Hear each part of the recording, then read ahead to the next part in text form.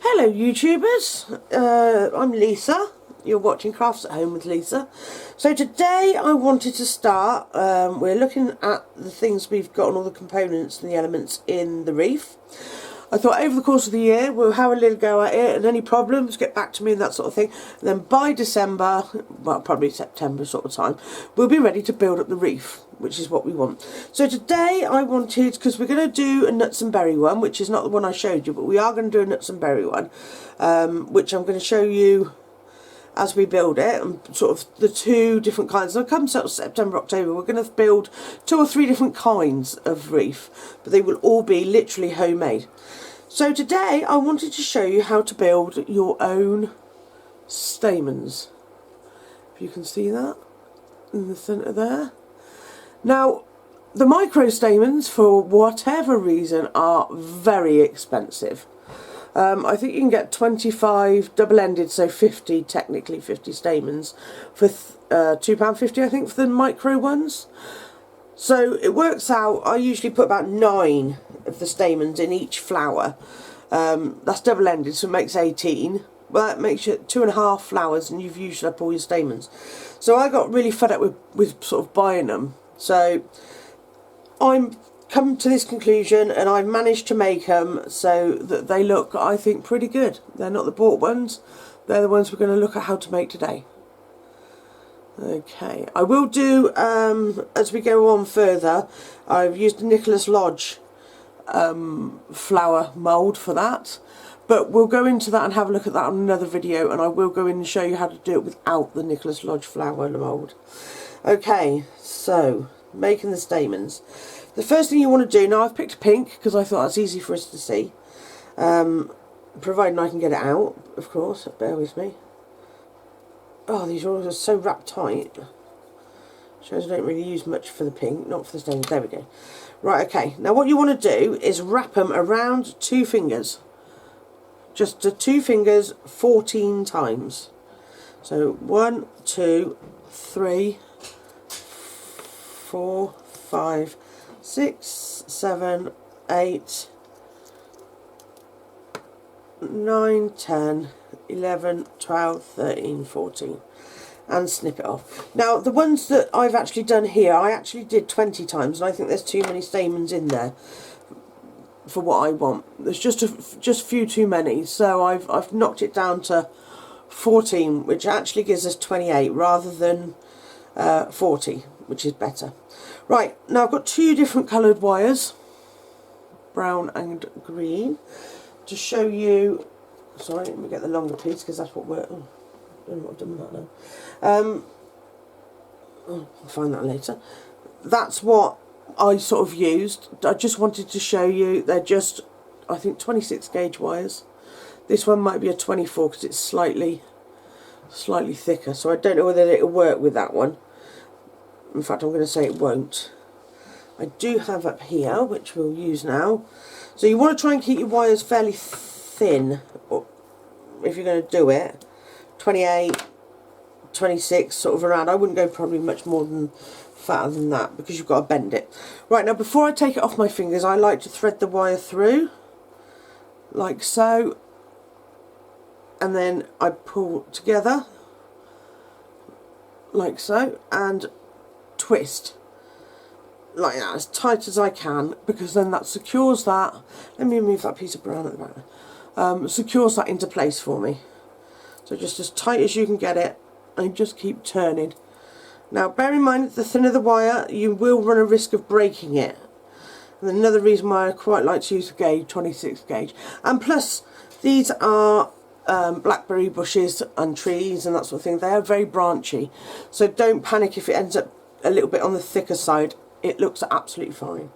Okay, so we do the same the other end. A little bit through, like so, and then pull together, making sure it's completely at this side. But I mean, it doesn't matter if it's not. And just squeeze together, hold one, pull as tight as it will go, like so, and then just try and just wind it round, like so. Now, some people do it over 3 fingers. I think it's just a waste if you do it over 3 fingers, because you don't want these much more than about 1.2 centimetres long. Really is about your maximum. Otherwise it'll end up that you have too much and you end up chopping it off. Okay, so now you've got like that. If you can see that, let me bring it closer. So you've got 2 wires on each end. Oh, that's my cotton trying to make an escape. So you're going to bang on in the middle, you're going to cut. It doesn't matter if it's slightly one side more than the other. I'm just going to tidy that up because I don't like, I want them fairly even. I think my flowers have gone, my scissors have gone blunt. There we go, there's another pair here. So the brown wires I actually got off of Amazon. They're £10 for 100 brown and 100 green, plus you get 6 rolls of, if some of it comes out, don't panic about that either, 6 rolls of brown and green tape, floristry tape. Okay, let me just pick up, because I've got a puppy, and if I forget to pick it up, she'll find it and pick it up for me. I don't really want that, otherwise we'd be rushed to the vet. Right, okay, so we've got to that point now, which is good. Now, if you look at it, it's too fluffy. See how it separates in the middle? It's too fluffy. So what you're going to do is liquid clay. Now, I use Fimo liquid clay because all I use is Fimo clay. With this, it's brilliant, and it's very, it's almost greasy. So do put a glove on, which I've forgotten to actually pick up a glove. Bear with me. Could I have a glove, please? Yeah, rubber glove. My poor husband now wondering what on earth I'm on about.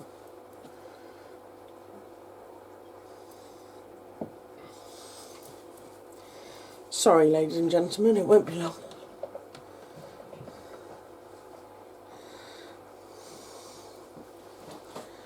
So I just need one. And I'll just swap my coffee mug for it. I think that's fair trade. Right, so with your glove on, like I say, you just need the one, like so, because this is really greasy. And then just, I need to fill up my tub, my pot. Again, off of Amazon, you can pick up for, like, I think this one was £6 or £7 maybe. But I've had it for yonks. It's only recently that I've started using so much of it. Okay, so just squeeze a bit out onto your glove. And you see the texture of that. It's like, it's greasy, very, let me pull it tighter, if you can see that. It's like, almost like snot. Like runny snot, look, but it is greasy. Okay, so what you're going to do, we'll just do one of these, is you're just going to rub it on there. Like, sort of wiggle it about and that, because you want it to go all over the each piece of thread. Okay, this is just normal cotton, by the way, guys. This is just normal sewing cotton, nothing special. I think I got like a pack of 15 colours that I forgot I'd even had. Must have had them for years. When I thought about doing this, and I did a lot of research on this, but nobody's come up with this sort of idea. I couldn't find anything like this, but it works. And basically all I did was I did a load and got them to this point, and then did this part of it and got it to the next point, and so forth. So if you can see how sticky that is now, just making sure that you've got all of it on all of it. I know that sounds really silly, but it literally is all of it on all of it, because you want it to go in the oven and basically bake, and so it becomes almost plasticky like the normal stamen that you would use. Okay, right, I'm going to take my glove off now. Nasty. There we go. Right, and with a pointed tool, all I do is just go along now and try and separate as much as you can. You don't really want any of it stuck together. So you're almost combing it. Like so.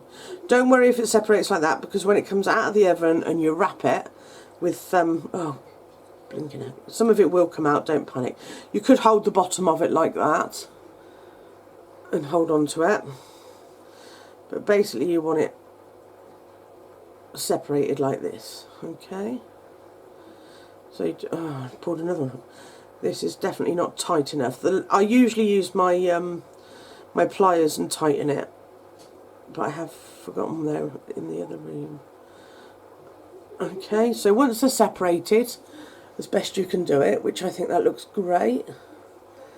Okay, pop it in the oven for the required time. Now Fimo is 30 minutes on 110. I know I can do 30 minutes on 90 in my oven, otherwise it burns the clay. So pop it in there and do what you need to, and then it's going to come out looking like this one. So this is the one I used in white. Ignore the green bit, I'll talk about that in a minute. Oh no, it's not, it's this one. Oh, blinking egg.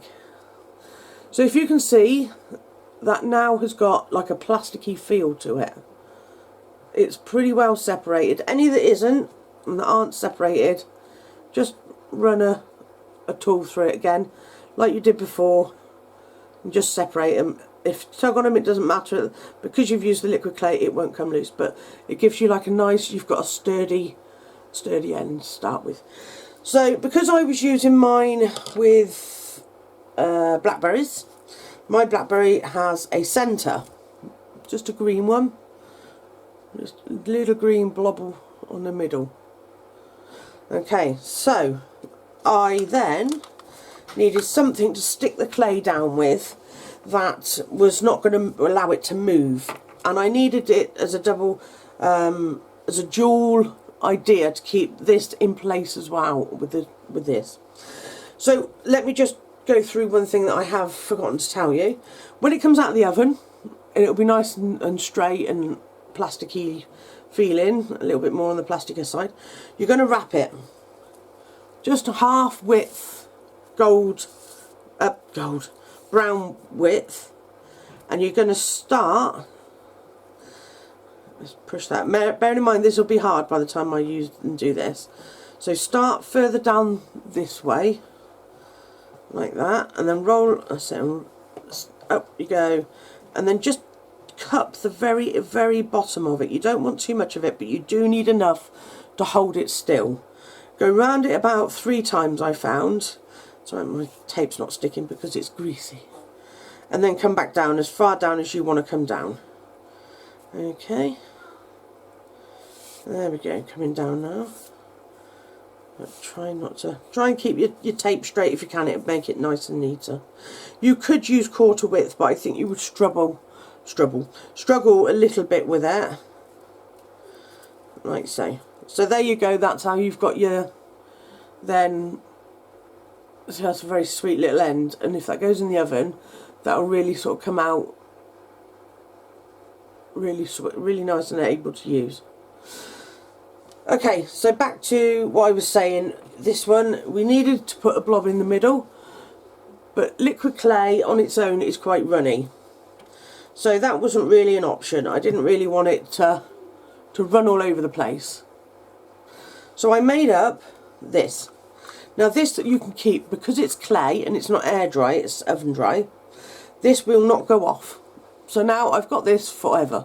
And this is just a lump of green clay mixed with the liquid Fimo, and just sitting and squishing it down, and this is what it's come out with.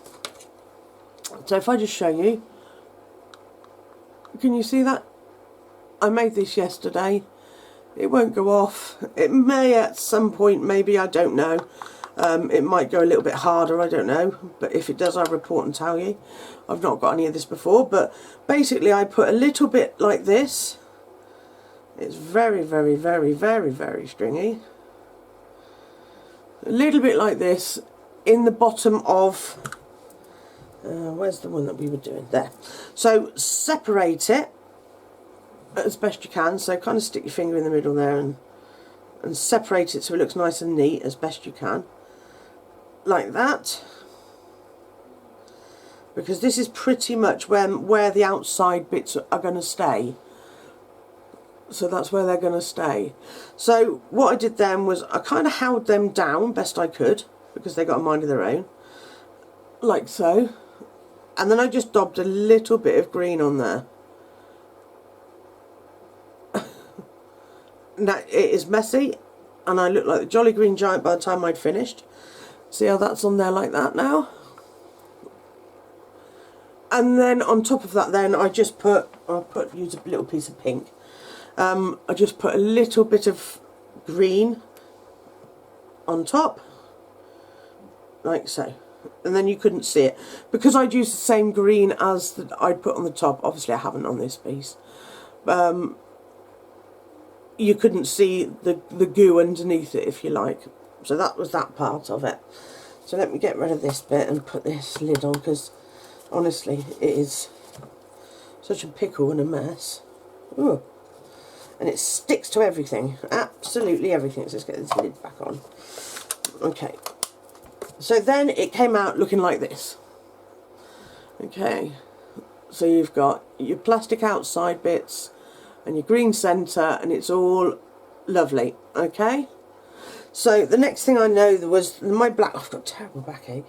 My blackberries have got little yellow middles or tips, just on the very tips. If I can show you there, look.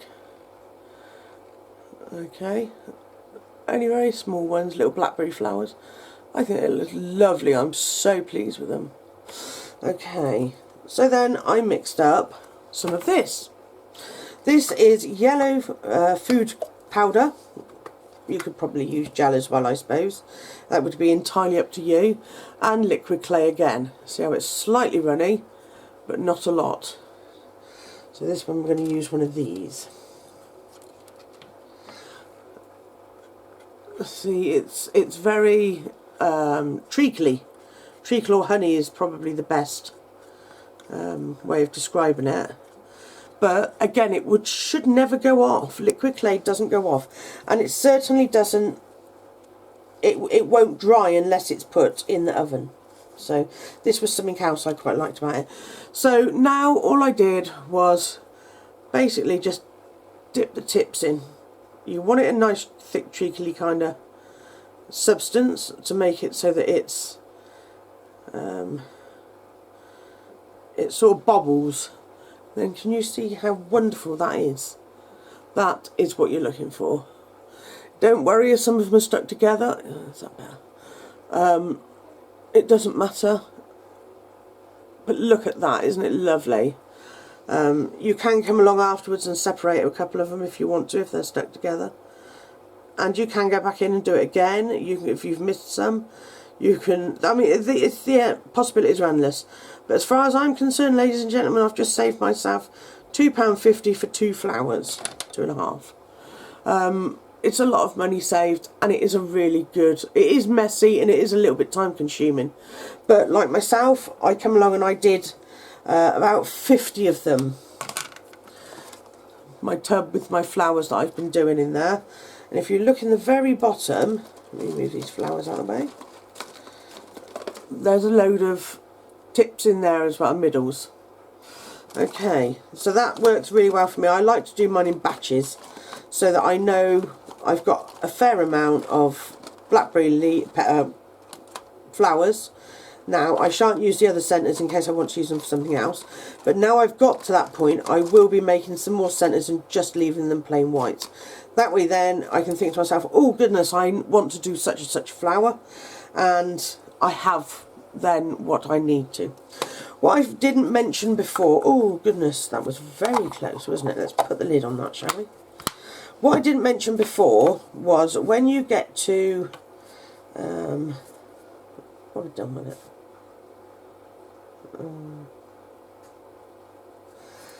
This, where is it?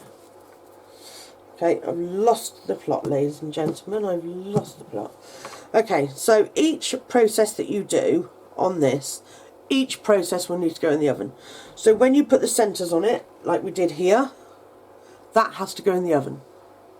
That centre has got to bake.